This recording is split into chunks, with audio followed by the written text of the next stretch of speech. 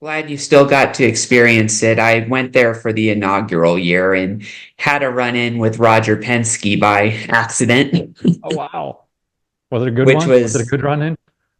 yeah, it was very good. It happened within the first like 10 minutes of me entering the weekend. I think it was during Thursday or Friday or Saturday. It was the first day that they started having activities. I entered the track with my ticket and with my friend, that went with me to the race, and she didn't know much about racing, so I was telling her a bit about the sport and all that, telling her a bit about IndyCar, Trans Am, and Stadium Super Trucks, and there was GT America as well, but I didn't know about that series yet. But anyway, I told her I was talking with her in an empty field after we entered the area, and while talking with her and explaining about, I think I was telling her about Mario Andretti and the Unsers and all that at Indianapolis and all that, and all of a sudden I get run into by a golf cart by accident, and I'm thrown to the ground, and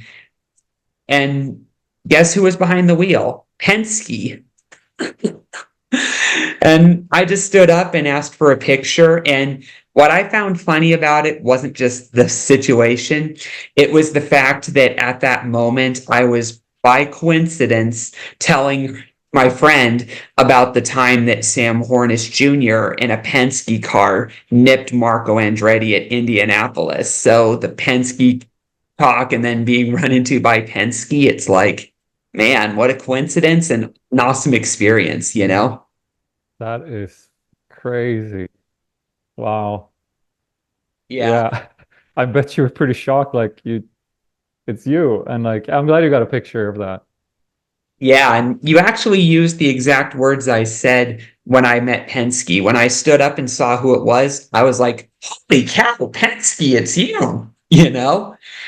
And Penske was a good sport. He asked me if I was okay, and I was like, "Yeah, man, it's no problem. It's no problem. But can I have a picture?"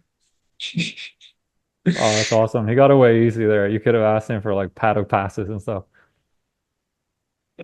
In all truthfulness, though, when you're a devout motorsports fan like me, Yeah. you can accept it. It's sort of an Yeah. honor. Yeah.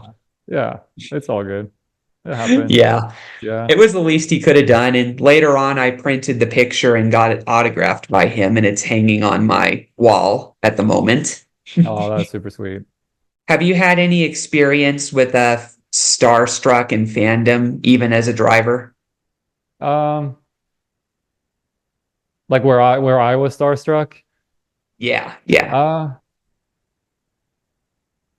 I mean, yes and no. I think like all the time and also like never. So it's like at a level where it's like always super exciting. Um, I'm very impressed by certain driver that I raced, against, but maybe we were not in a like manufacturing team and I was in a, privateer team or like, something like that.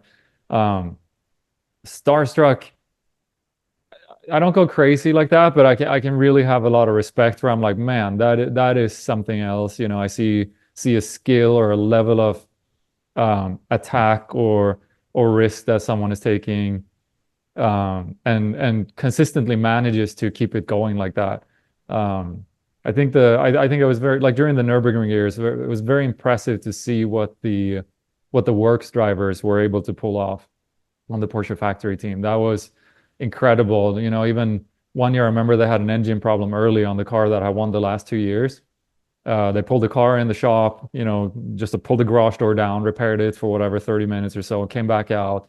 And then they run essentially what looked like qualifying lap for 12 hours until they were back in the lead. And then they dialed it back. And it's just like the consistency, the ability to just keep that like that insane level of attack and also not get entangled because like that's one of the challenges in those big events is passing slower cars and privateer cars and you know mix of drivers that sometimes do unpredictable things on the racetrack and you know it's just yeah I think that's probably the level of where I'm like wow that is incredibly awesome.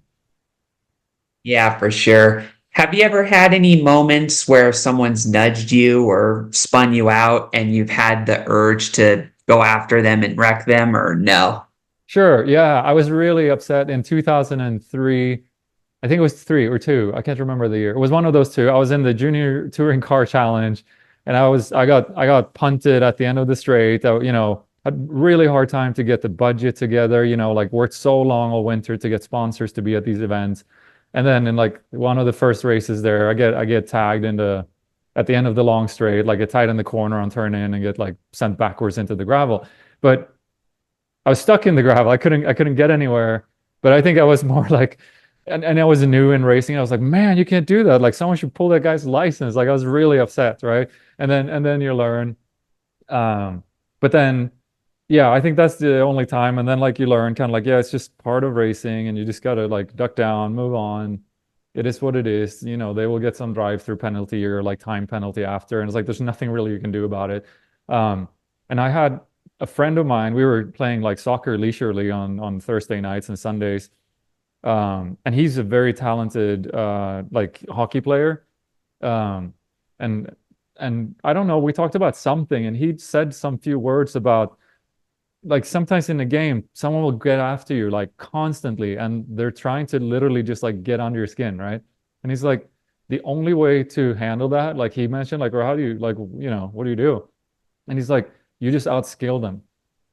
Just outskill them. Don't care. Just outskill. Don't do anything. And that still resonates with me today, you know, like in racing and stuff, like somebody can be all over my, you know, rear bumper or block like really ugly. And it's just like, I'm just going to use my skill and I'm going to get clean. Like just get by clean and not get myself involved. Yeah, I know what you mean. We've seen in the past when payback can go too far, like what we saw with Todd Bertuzzi and Steve Moore in the NHL, you know? Yeah. Yeah. Yeah. That's, I mean, it can go really bad. And like even in racing, right? I mean, it's just kind of, I don't know if it's like part of the, just like supposed to be part of the show, but it's kind of ridiculous. Like just go race, you know?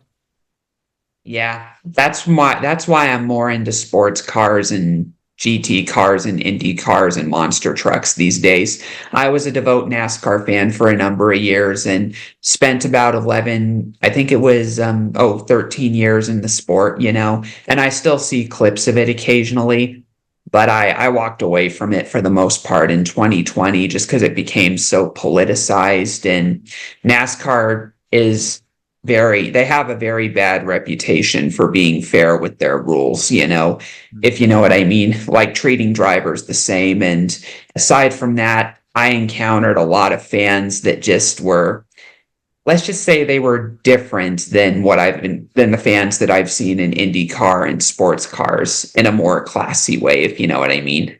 Mhm. Yeah. Yeah. I mean, it's I'm glad that there's options for kind of all flavors of fans and you know there you can go to different races and like yeah talent in the field of NASCAR is indisputable. You know there's some Mhm. really example like amazing examples, right? And also like in the teams and the engineering crews and everything like it's there, but there's another element of the brawling part of it and kind of thing and like that's just an aspect of that and you know, let them have that. And other places, it's like totally clinical and pristine, and you can't even like pass like a line on the track without getting a, you know, multiple seconds penalty. And I find Trans Am hits an awesome mix there because it's a real team against team battle, and there is rubbing, but I always found the rubbing always, almost always, to be very like it's kind of like to show you're there, but it's not the one where it's like you at least not today. I know maybe in the past there's been some harder gloves on, but I think it's a very clean level of like door to door and trading paint, and the cars can take quite a bit as well, both front, back side, and as long as you don't hit like suspensions and uprights and stuff, which means you can keep kind of carrying through the race. And yeah, I think Trans Am is like on an upswing um, over the last like few years. That's just amazing. Yeah, I agree with you. And I don't really agree with brawling or the intentional wrecking in NASCAR as well. I mean, I don't agree with that at all, just because I have experience with seeing how fast those cars are. I've ridden in one of those in the past when I was devoted to NASCAR, and I was actually at the Cup race in 2012 where Jeff Gordon got in trouble for wrecking Clint Bowyer, and I was sitting in turn four at the time, if you know what I mean. And I was still pretty high in the grandstands, but this is what I remember about that. The race was coming to an end with Kevin Harvick on his way to a sure victory, and the laps were winding down. I think there was like 10 laps to go or something, and Harvick was far ahead of the field. And Jeff Gordon and Clint Bowyer got into an on-track issue where I think Clint squeezed Jeff into the fencing, and it was an accident. It was just rubbing, like you said, rubbing side by side. But Jeff ended up losing a few positions out of it. And apparently there was something personal going on between him and Clint at the time. And so what ended up happening was a few laps later, me and a friend of mine that went to the race, who was a Jeff Gordon fan at that time, we saw him in turn three run up into Clint on the track and try to cut down his tire. And we knew he was trying to wreck Bowyer intentionally. And Jeff ended up getting his own tire cut out of it and then hit the wall. And we heard on the trackside intercom from the announcer that Jeff was told by NASCAR to enter the pits for the rest of the race. And what happens in the next couple of laps? Jeff waits and waits for Bowyer to come back around and then runs him right into the fence intentionally in front of me and my friend. And even though we were high in the grandstands, we could feel the energy of the hit, and it took out like three other cars, and it was enough to throw me off it, like off my back, if you know what I mean. And I almost got thrown into like other people from all that energy. And luckily I was caught by my friend in time before I flew high a little bit.